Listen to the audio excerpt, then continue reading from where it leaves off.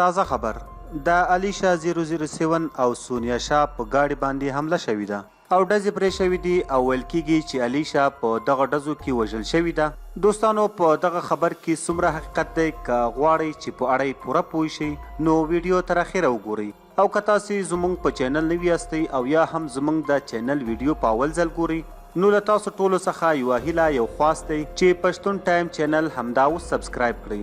دوستانو تاسو ته به معلومه وي چې تیره ورځ داود شاه د هغه ښځه سونیا شاه او علي شاه د ډرامې شوټینګ نه واپس د کور په طرف راتلل.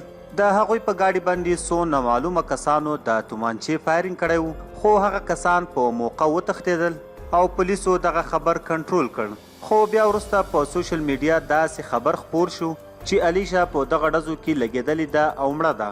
نو موږ هم د همدې خبرې تصدیق کول چې په رښتیا علیشا مړه ده او که ژوندۍ ده. موږ د داود شاه سره رابطه وکړه. داود شاه په خپل بیان کې د دغه ټولې واقعي حقیقت بیان کړ او ویل چې موږ واپسي وکړله چې کله واپس پیښور ته راورسېدو چې کومو نامعلومو کسانو د تومانچې فایرینګ وکړ. هغه زیاته کړه چې زه د الله لاک لاک شکر ګزار یم چې موږ ټول په دې حادثه کې روغ وتو او موږ له الله تعالی یوه نوې زندګي راکړه او موږ یو تن ته هم نقصان ونه رسېدو. هغه وویل چې د علیشا د مرګ خبر بالکل دروغ ده. هغه بالکل ټیک ټاک ده او په خپلو کارونو کې مصروفه ده.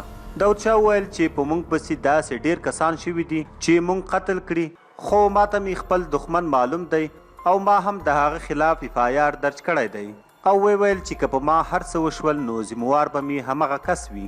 داود شاه د هغه کس نوم نه دی اخیستی خو ویلي دي چې ما اف آی آر درج کړی دی او هغه به ډیر زر گرفتار شي او ټولې میډیا ته به ښکاره شي او د دې واقعې به پوره تفتیش کیږي ځکه نه خو موږ چاته څه بد رسولي او نه مو هم له چا سره څه دښمني ده خو بیا هم دا خلک له موږ نه قرارېږي او داسې ظلم را سره کوي. داود شاه په آخره کې د کې پي کې د پولیسو شکریه ادا کړه او ویل چې هغوی دې وخت کې موږ ډیر محفوظ کړو او په خپل گاډي کې یې کېنولو او ځای ته یې راورسولو. دوستانو دغه و د علیشا د مرګ حقیقت چې له تاسو سره مو شریک کړ.